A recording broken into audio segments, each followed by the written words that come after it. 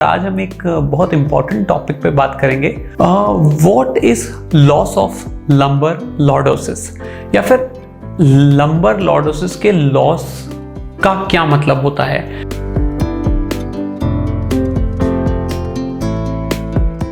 Hello and welcome. मेरा नाम doctor Debashish Sharma है।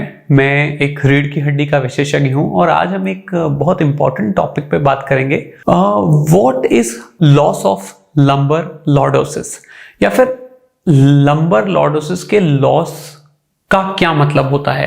ये बहुत कॉमन फाइंडिंग है जो एमआरआईज में, एक्सरेज में, सीटीज में बताई जाती है। तो देखिए, पहले इस बात को थोड़ा सिंप्लीफाई करते हैं। लॉर्डोसिस क्या होता है? लॉर्डोसिस का मतलब है रीढ़ की हड्डी का आगे की तरफ झुकाव। जैसे कि अगर मैं ऐसे खड़ा हूं तो अगर मेरी रीढ़ की हड्डी आगे की तरफ झुक रही है तो इसको अपन कहेंगे लॉर्डोसिस। अगर ये हड्डी पीछे की तरफ झुक रही है तो इसको कहेंगे काइफोसिस, और अगर ये फिर से आगे की तरफ झुक रही है तो इसको कहेंगे लॉर्डोसिस।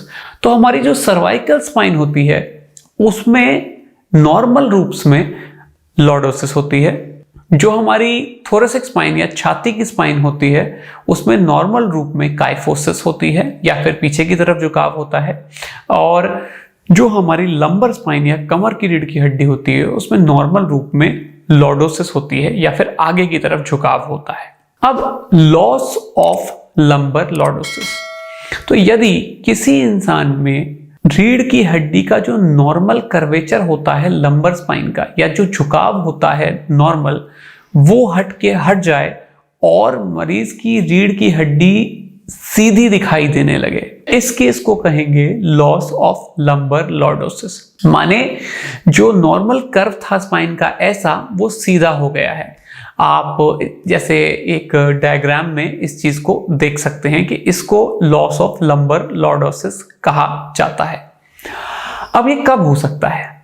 देखिए, लॉस ऑफ लंबर लॉर्डोसिस कब हो सकता है, कैसे हो सकता है और क्यों होता है, इसके कारण हैं। अगर लॉस ऑफ लंबर लॉर्डोसिस है तो इसका मुख्य कारण है मसल्स का स्पैज्म, या फिर जो आपकी रीढ़ की मांसपेशियां हैं उनका जकड़ जाना, अकड़ जाना, उसमें अकड़न हो जाना। अब अकड़न एक बॉडी का प्रोटेक्टिव मैकेनिज्म है जो ये समझ जाता है कि शरीर में या तो कोई चोट है या कोई इंजरी है या किसी भी कारण से रीढ़ की हड्डी को कोई इंसल्ट हुई है या फिर रीढ़ की हड्डी पे कोई घात हुआ है। ऐसे केस में शरीर का नॉर्मल तरीका यह है कि वो बॉडी को, रीढ़ की हड्डी को एक तरह से रिलैक्स करवाना चाहता है, मूवमेंट रोकना चाहता है। एक तरह का नेचुरल प्लास्टर समझ लीजिए। जैसे आपकी चोट लगती है तो डॉक्टर प्लास्टर बांधता है, जैसे कि आप उस एरिया को रेस्ट मिले और जो सॉफ्ट टिश्यू है और जो हड्डी है वो अपनी जगह ही हील करे।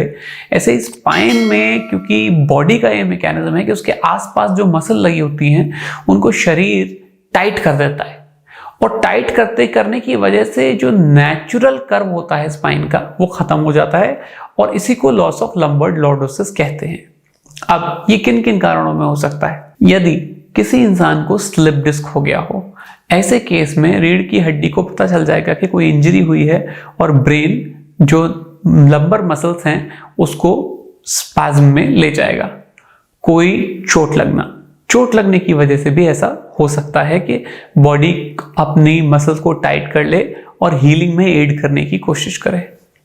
तीसरा कारण हो सकता है इन्फेक्शन के भी काफी केसेस में लॉस ऑफ लंबर लॉर्डोसिस हो जाती है। एक और कारण है डीजेनरेटिव डिस्क डिजीज, जिसमें कि यदि आपकी बहुत सारी डिस्क डीजेनरेट हो गई हैं, ऐसा जनरली ओल्ड एज में पेशेंट्स के साथ होता है, या फिर आप यंग पेशेंट हैं और कुछ वेट लिफ्टर्स जो होते हैं, जो रेगुलरली बहुत हैवी वेट लिफ्टिंग करते हैं, स्पेशली प्रोफेशनल वेट लिफ्टर्स, उनके केस में भी डिस्क बहुत जल्दी डीजेनरेट हो जाती हैं।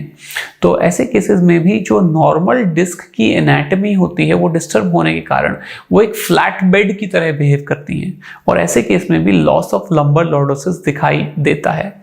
तो यदि ऐसी कोई भी समस्या आपको हो रही है तो आपको अपने नियरेस्ट स्पाइन सर्जन डॉक्टर से बात करनी चाहिए, अपॉइंटमेंट लेना चाहिए और उनसे बात करके अपने इलाज के प्रति अग्रसर होना चाहिए। मुझे नहीं लगता कि लॉस ऑफ लंबर लॉर्डोसिस कोई बहुत सीरियस फाइंडिंग है, लेकिन वो एक अंडरलाइंग प्रॉब्लम के बारे में ज़रूर बताती है। कई बार ये माइनर प्रॉब्लम्स की वजह से भी हो सकता है, हालांकि कभी कभी इसका कोई कारण मेजर भी हो सकता है। तो ज़रूरी है कि अगर इस तरह की कोई भी फाइंडिंग आ रही है तो आपको स्पाइन डॉक्टर से मिलना चाहिए, कंसल्ट करना चाहिए और अपने इलाज को आगे बढ़ाना चाहिए। दोस्तों, मेरे ये इन्फॉर्मेटिव वीडियोस अगर आपको अच्छे लगते हैं या आपको लगता है कि कोई भी काम की इन्फॉर्मेशन मैं आपको दे पा रहा हूँ, तो मेरी हौसला अफजाई करने के लिए आप मेरे चैनल को सब्सक्राइब कर सकते हैं, लाइक कर सकते हैं। फिर से मिलूंगा एक नेक्स्ट वीडियो में एक अच्छे से टॉपिक के साथ, एक अच्छी सी बात के साथ। Thank you very much.